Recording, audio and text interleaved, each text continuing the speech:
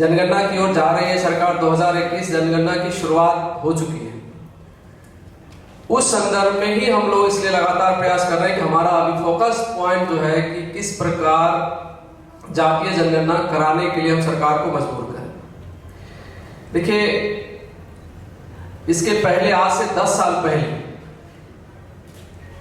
जातीय जनगणना की एक बड़ी लड़ाई लड़ी गई थी और उस समय सरकार को मजबूर किया गया था। ये इत्तेफाक से उस समय कुछ हमारे समाज के ऐसे एमपी थे पार्लियामेंट के अंदर जिन्होंने काफी मेहनत करी, समाज के लिए काम किया और उस समय की सरकार जो यूपीए 2 थी उसको मजबूर किया गया था कि वो जातीय जनगणना करे।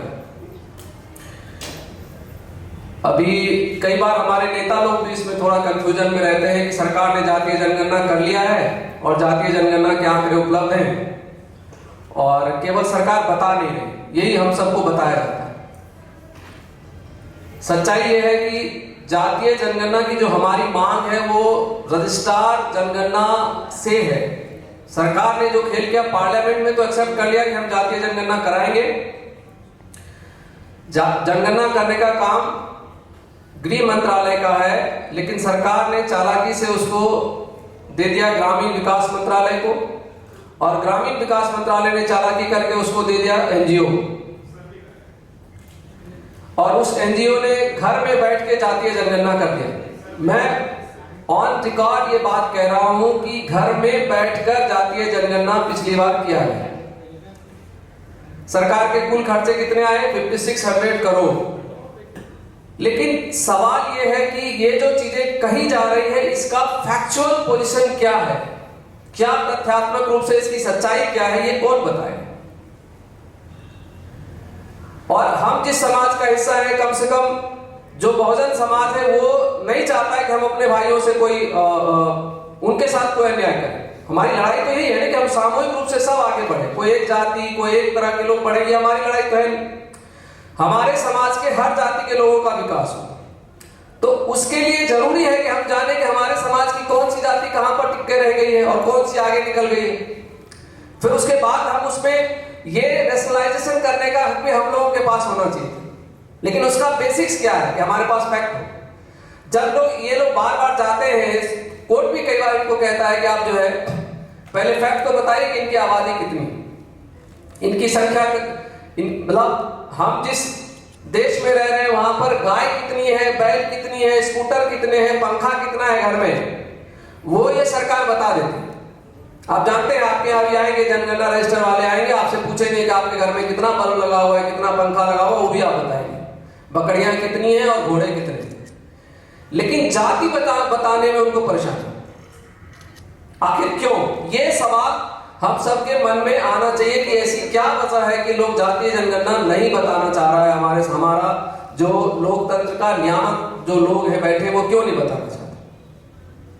1935 में बताया गया कि हम 54% हैं, 54% वाले को 27% आरक्षण दिया गया। यही पहला सवाल है कि भाई क्यों आपने 27% आरक्षण दिया। और 1935 में अगर हम 54% है तो आज कम से कम 54% तो होंगे, उससे नीचे तो नहीं होंगे, ये भी सच्चाई है। हमारी संख्या बढ़ी होगी, 54 से हम नहीं भी बढ़ेंगे तो कम से कम ये मैं मानता हूं कि 1% भी बढ़ेगा तो कम से कम 55% हुए होंगे, 54 से 53 तो हम नहीं हुए। सवाल यह है कि जब हम 55% हुए हैं तो हम इस बात के लिए क्यों नहीं आगे बढ़ना चाहते कि हमारा आरक्षण 27 से बढ़ा के पहले 55 किया जाए। हम आपस में पहले ये क्यों जो लोग उलझाना चाहते हैं, हमारे समाज के लोगों को तो खैर समझना चाहिए, हमें उसमें उलझना नहीं है कि हम पहले 27 में, आज भी आंकड़ा ये कहता है कि हम क्लास 1 की नौकरियों में आज भी हम कितना पहुंच पाए, 6.23 का आंकड़ा है क्लास 1 की नौकरियों का। आरक्षण 27% है, आंकड़ा पहुंचा है 6.23 का। तो हमारी पहली लड़ाई तो हम 27 का है, फिर 27 के बाद अगर हम 54 मांगते हैं तो 54 की लड़ाई है। तो ये सारी वजहें थी जो WTP लगातार इन चीजों के ऊपर चिंतन कर रहा है। और हम सब लोग जब भी बैठ रहे हैं कि इसलिए हम लोग जातीय जनगणना चाहते हैं कि इस देश को, क्योंकि हमारे लोग भी कई बार डाइवर्ट हो जाते हैं। जैसे क्रीमी लेयर का सवाल पिछले हमारा जो कार्यक्रम था पिछला, उसमें क्रीमी लेयर के सवाल के ऊपर हमारे बीच में बहुत सारे लोग कंफ्यूजन में थे, मैंने क्लियर करने की कोशिश करी थी। हम मान लिए, देखिए ओबीसी आरक्षण के साथ तो कोर्ट ने भी बदमाशी करी, और उसका अभी हंसराज भाई आए हैं, मैं उनको बुलाऊंगा, बात रखेंगे वो। आप सबको पता होगा यूपीएससी एग्जाम में जो बच्चे ओबीसी के क्वालिफाई कर रहे हैं, हर बार उनमें से 20-25 बच्चों की ज्वाइनिंग नहीं हो रही। ओबीसी समाज के बच्चे हैं सारे। वजह ये बताई जाती है कि आप क्रिमिनल लेयर में आ गए हो। पीएसयूज, ऑटोनोमस इंस्टीट्यूशंस, ये नगर पालिका अभी सर बता रहे थे, वहां के जो लोग हैं उनको, उनके बच्चों का वहां पर क्या हो रहा है कि जब क्रिमिनल लेयर के लिए जो सैलरी काउंट किया जाता है तो उनको हमारे में सैलरी काउंट का सिस्टम नहीं है, लेकिन चूंकि वहां पर क्लियर नहीं हुआ है तो वहां सैलरी काउंट होता है।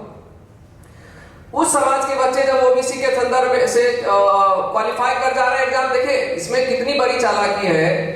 जब बच्चा फाइनली क्वालिफाई कर जा रहा है तब रोका जा रहा है उसको, मतलब उसको रिजल्ट बता दिया जाता है कि तुम आईएएस की परीक्षा में पास हो गए हो, लेकिन तुम क्रिमिनल लेयर में आते हो, तुम्हारी ज्वाइनिंग नहीं हुई। वो लड़ाई उस समय से शुरू हुई थी। अभी हमारे अनिल भाई बता रहे थे, Ganesh ji OBC parliamentary forum के चेयरमैन हैं, और हमारा सौभाग्य है, अभी उन्होंने बार बार ये बात कहा कि मैं सरकार के खिलाफ, वो सरकार के दल से है, और हम लोग यहाँ किसी पार्टी का नुमाइंदगी करने बैठे नहीं, हमारे लिए सारी पार्टियां बराबर हैं। गणेश जी ने एक बहुत अच्छी रिपोर्ट, उनकी कमेटी ने, ओबीसी पार्लियामेंट्री कमेटी ने एक बहुत अच्छी रिपोर्ट सबमिट करी है इस मुद्दे के ऊपर, जो रिजर्वेशन का ये मुद्दा है उसके ऊपर, और उन्होंने क्लियर कट बताया कि आपको क्या करना चाहिए जिससे ये समस्या जो 25-30 बच्चे हर साल फंस जा रहे हैं उसका निदान निकलेगा, और खास करके पीएसयूज और ऑटोनोमस इंस्टीट्यूशंस के अंदर जो लोग आ रहे हैं उनकी दिक्कतें खत्म हो जाए। 1993 में जब हमारा रिजर्वेशन लागू हुआ था, ये समस्या उसी समय से सबके सामने थी, और 1993 में ये रिकमेंड कर दिया गया था कि हर एक जगह पर इक्विवेलेंस तय कर दिया जाएगा। कोई मान लीजिए पीएसयू में काम कर रहा है, वहां पर उनको 1900, जैसे मान लिया अभी बैंक पीओ एक मिले थे, वहां पर बैंक पीओ को क्लास 1 में रख दिया गया, तो ये इक्विवेलेंस तय कर देना था, और आज तक सरकारों ने ये काम नहीं किया। जो ओबीसी पार्लियामेंट्री कमेटी ने रिकमेंड किया उसको डंप करके सरकार ने एक शर्मा जी की कमेटी बनाई, और उस कमेटी ने ये रिकमेंड किया है कि इस समस्या का समाधान ये है कि हम एक मुश्त क्रिमिनल लेयर का एक अमाउंट तय कर देते हैं, जैसे 8 लाख है तो इसको बढ़ा के 12 लाख कर देते हैं, और सबको चाहे किसी भी तरह की नौकरियां हो उसका हम सैलरी इनकम काउंट करेंगे, और 12 लाख से ऊपर जो आएगा वो सब क्रिमिनल लेयर में आ जाएगा। जब अभी ओबीसी कमीशन से हम लोगों को बुलाया गया कि भाई आप लोग का क्या कहना है इसके ऊपर बताइए, हमारे कई साथी खुश हो जाते हैं इस बात को, कोई बात नहीं 20 लाख में तो हम नहीं आएंगे, कोई दिक्कत नहीं। देखिए साथी, सवाल सब इधर से खेला जाता है, इस चीज को ध्यान में हमेशा रखिएगा। और मैं आप सबसे एक विनीत निवेदन करता हूं, जब जब कोई स्टेप सरकारें उठाए, बिटवीन द लाइन पढ़ने का आदत डाल लीजिए। बिटवीन द लाइन पढ़ने का मतलब होता है कि इसके पीछे का खेल क्या है उसको समझने की आदत डाल लीजिए। पीछे का खेल ये है, हमारा आरक्षण का आधार है सामाजिक और शैक्षणिक पिछड़ापन। हमारा रिजर्वेशन आर्थिक आधार पर नहीं मिला हुआ है। हमने एक बार स्वीकार कर लिया कि 20 लाख के ऊपर हम मान जाएंगे जी, तो हमारा जो ईडब्ल्यूएस के तरीके से हम कन्वर्ट हो जाएंगे, हमारी सैलरी जुड़ने लगेगी, हमारे घर में 2 क्लरिकल पोस्ट पे बैठा हुआ व्यक्ति भी का बच्चा भी क्रिमिनल लेयर से बाहर हो जाएगा। तो मैंने अपने दिल्ली यूनिवर्सिटी में भी पूछा था कि जो हमारा सामाजिक रूप से जो हमारे को नुकसान पहुंचाया गया है उसका क्या तुम क्वांटिफिकेशन कर सकते हो, उसको किस अमाउंट पे काउंट कर सकते हो, ये बताओ। जो शैक्षणिक रूप से हमें कमजोर करके रखा गया उसको तुम पैसे में कैसे तौल सकते हो, ये बताओ। तो ये एक महत्वपूर्ण मुद्दा है। मैं कार्यक्रम का विधिवत रूप से करता हूं। ये दूसरा जो पॉइंट है सीएनडी वाले में मैं बीच में बोलूंगा, क्योंकि लगातार मैं बोलता रहूंगा तो बहुत डिटेल है और हमने काफी काम किया, और मैं बधाई देता हूं कि जो WTP में कुछ लोग काम कर रहे हैं, किस तरीके से माइन्यूटली चीजों को पकड़ने की कोशिश कर रहे हैं। ये सीएनडी ग्रुप्स में जो हमारे साथ खेल हुआ है, जो लिखा जा रहा है, वो ठीक अभी किसी साथी ने कहा हमने ये मिनिमम बना के रखा। मतलब कहते हैं ना वो एरर माइनस कर रहे हैं कि चलो इसको एरर में छोड़ देते, एरर में छोड़ देते, तब जाके ये बनता है। पहले वक्ता के रूप में एक कुछ चीजें मैं पहले तय कर दूं, चूंकि बार बार कहा गया है, अनिल भाई भी बार बार आपसे कह रहे हैं, क्योंकि हमारा एक उद्देश्य है इस कार्यक्रम का, और वो उद्देश्य ये है कि हम अपने समाज को तो जातीय जनगणना के लिए जागरूक करें। हम लोग बहुत स्पष्ट हो जाएं, किसी दल विशेष के पक्ष में या दल विशेष के विपक्ष में जाने का हमारा कोई उद्देश्य नहीं है। WTP में हम सारे दलों के लोगों को आमंत्रित करते हैं। कई बार मुश्किल ये हो जाती है कि चूंकि यहाँ पर मंच से जब किसी दल विशेष के बारे में कुछ कह दिया जाता है तो उनके सांसद सदस्यों से या उनके नेतृत्व से मिलने जाते हैं तो उनको थोड़ी तकलीफ लगती है कि आप तो हमें बुलाकर वहां पर जी हमारे खिलाफ बुलवाते हो तो हम नहीं आए। ये ठीक है, हमने जो वहां कहना होता है हम उनसे विनीत निवेदन कर देते। हम